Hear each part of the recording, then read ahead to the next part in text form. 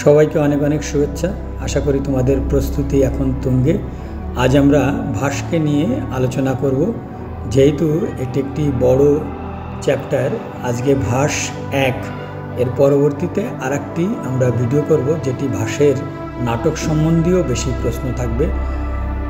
দেখা যাক আজকের প্রশ্নগুলি। আশা করি তোমাদের প্রশ্নগুলি কাজে লাগবে। প্রথম প্রশ্ন, কবিতা কামিনী হাসাহা কে? 1 কালিদাস, 2 নম্বরে খতে রয়েছে ভবভূতি, গ ভাস এবং ঘ শূদ্রক। তো যেহেতু আমরা ভাসকে নিয়ে প্রশ্ন করছি, স্বাভাবিকভাবে তোমরা বুদ্ধিমত্তার সাথে উত্তর দিতে পারবে যে এই উত্তরটি হবে ভাস।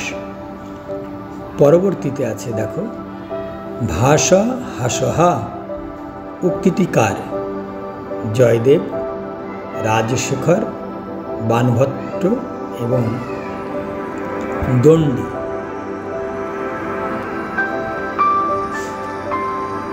সঠিক উত্তর জয়দেব। পরের প্রশ্ন, ভাসের নাটকগুলির উৎস অনুসারে কয় ভাগে ভাগ করা যায়?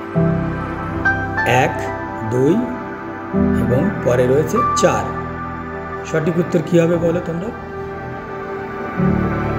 ঠিক, তোমরা ঠিক ধরেছ, 4টি ভাগে ভাগ করা যায়। তোমরা জানো রামায়ণমূলক, মহাভারতমূলক, এরকম করে 4টি ভাগ আছে।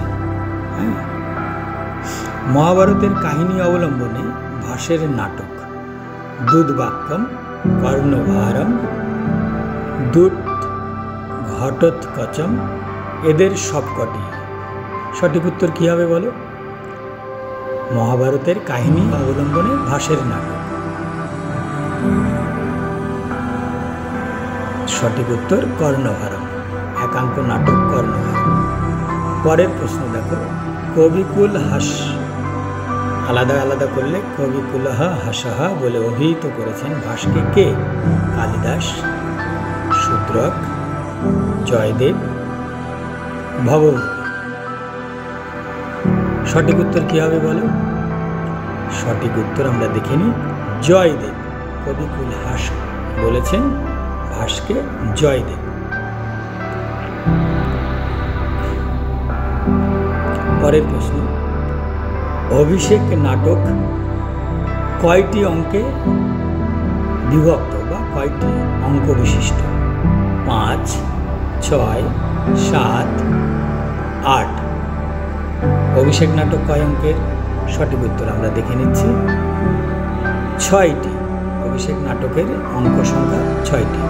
পরের প্রশ্ন, ভাসের কোন নাটক একাঙ্ক? মধ্যম ব্যয়, দুর্বাক্যম, দুধ ঘটোৎকচ, প্রতিমা নাটক। নিচের এর মধ্যে কোনটি? তোমরা ঠিক অনুমান করেছ যে দুধবাক্যম হচ্ছে এর সঠিক উত্তর। পঞ্চরাত্র কোন জাতীয় রূপক? প্রকরণ, প্রহসন, সমবকার, ইহামৃগ। প্রকরণ, প্রহসন, সমবকার, ইহামৃগ। সঠিক উত্তর দেখে নি কি আছে? সঠিক উত্তর সমবকার। সঠিক উত্তর সমবকার অর্থাৎ গ। পরের প্রশ্ন, বালচরিতম কয়টি অঙ্কের নাটক? 1টি, 3টি, 5টি এবং 7টি। সঠিক উত্তর 5টি। সঠিক উত্তর 5টি। প্রতিজ্ঞা যৌগন্ধরায়ণ কয়টি অঙ্কের নাটক? অর্থাৎ এর অঙ্কের সংখ্যাগত বলতে হবে। 2, 4, 6, 8। 2, 4, 6, 8 প্রতিজ্ঞা যৌগন্ধরায়ণ। সঠিক উত্তর দেখে নিই, 4টি। সঠিক উত্তর 4টি। পরের প্রশ্ন, অবিমারক কয়টি অঙ্কের নাটক? 3, 4, 5, 6। অবিমারক নাটকের অঙ্কের সংখ্যা কয়টি? সঠিক উত্তর 6টি। সঠিক উত্তর 6টি। ভরতমুনির নাট্যশাস্ত্রে নাট্য সাহিত্যকে ভাগ করা হয়েছে, অর্থাৎ ভরতমুনি যে নাট্যশাস্ত্র লিখেছেন, নাট্যশাস্ত্র অবশ্যই তার গ্রন্থের নাম, সেই নাট্যশাস্ত্রের ভাগ 7, 8, 9, 10। 7, 8, 9, 10। দেখা যাক সঠিক উত্তর 10। 10। কালিদাস পূর্বযুগের নাট্যকারের নাম শূদ্রক, ভগবতী, ভাস, বিষাক্ত। এটাও কিন্তু যেহেতু আমরা ভাস নিয়ে আলোচনা করছি, সুতরাং ভাস প্রথম শতকের কবি ছিলেন, সুতরাং কালিদাস পূর্ববর্তী একজন নাট্যকার অবশ্যই ভাস। টি গণপতি শাস্ত্রী যে 13খানি নাটক আবিষ্কার করেছিলেন সেগুলি কার লেখা বলে মনে হয়? কি আছে? কালিদাসের, শূদ্রকের, ভাসের, বিষাক্ত। একই কথা এখানেই বলবো, অবশ্যই নাটকগুলি ভাসের। আমরা জানি যে ভাস এই নাটকের রচয়িতা। ভাসের পুঁথি কোন হরফে আবিষ্কৃত হয়েছে? অর্থাৎ যে তালপাতার পুঁথিগুলো ছিল, মনেলিক্কার নাথম নামক একটি জায়গা, সেখানের একটি গোয়ালঘর, সেই গোয়ালঘর থেকে টি গণপতি শাস্ত্রী এই পুঁথিগুলো উদ্ধার করেছিলেন। এখানে কোন হরফে এটি লেখা ছিল? মালায়ালম, প্রাকৃত, সংস্কৃত, পালি। মালায়ালম, প্রাকৃত, সংস্কৃত, পালি। তোমরা সঠিক ধরেছ, মালায়ালম। পরের প্রশ্ন, ভাসের লেখা রামায়ণের কাহিনী অবলম্বনে একটি নাটক হল অভিষেক, পঞ্চরাত্র, স্বপ্নবাসবদত্তম আর চারুদত্ত বা চারুদত্ত। সঠিক উত্তর কি হবে বলো? অভিষেক।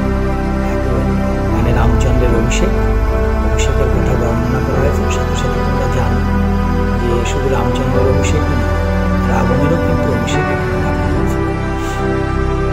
দুধবাক্য গুরুবন্ধু নাটকের উৎস, অর্থাৎ এই নাটক দুটির কাহিনী কোথা থেকে নেওয়া হয়েছে?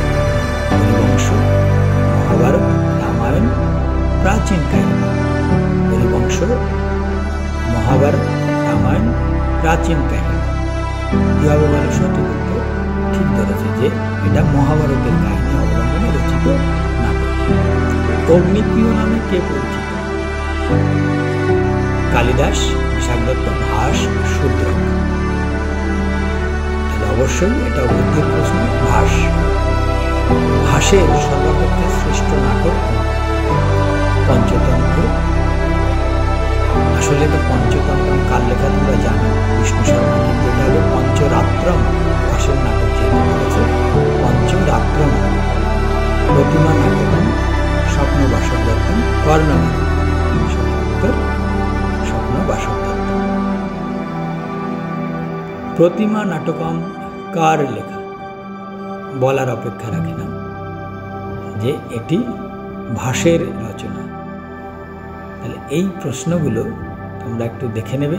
এর মধ্যে একেবারে খুব জলীয় প্রশ্ন আছে 3-4টে, বাকি কিন্তু সমস্ত প্রশ্নগুলোই কিন্তু জানবার এবং বোঝবার। তোমরা সবাই ভালো থেকো।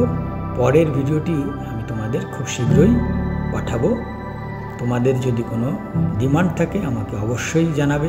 আরেকটি কথা বলি, সবাই জানো যে আমার এই চ্যানেলটি গানের চ্যানেল। আমার গানের বন্ধুদের কাছে আমি ক্ষমা চেয়ে নিচ্ছি যে তারা অনেক দিন গান শুনতে পায় না। তো তাদেরকে একটু বলবো, এই ছেলে মেয়েদের পরীক্ষা হয়ে গেলে আবার পরপর গান ছাড়তে শুরু করব। অবশ্যই মাঝখানেও একটি গান দেবো, তোমরা অবশ্যই শুনো, ভালো লাগবে। সবাই খুব ভালো থেকো, পরীক্ষার প্রস্তুতি আরও সুন্দর করে নাও।